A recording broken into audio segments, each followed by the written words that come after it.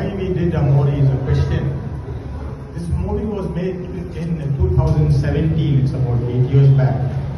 And at that time I was working in Pondicherry, and you know in 2016, our country knows, the world knows that Chennai floods took place.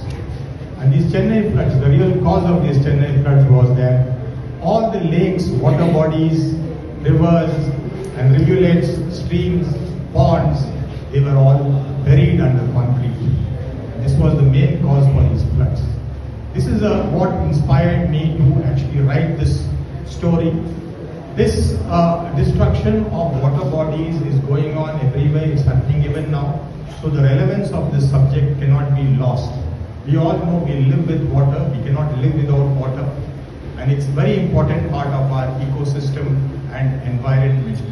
So if we know to respect water and to give it the importance it deserves, I'm sure that our life would be much, much better in future.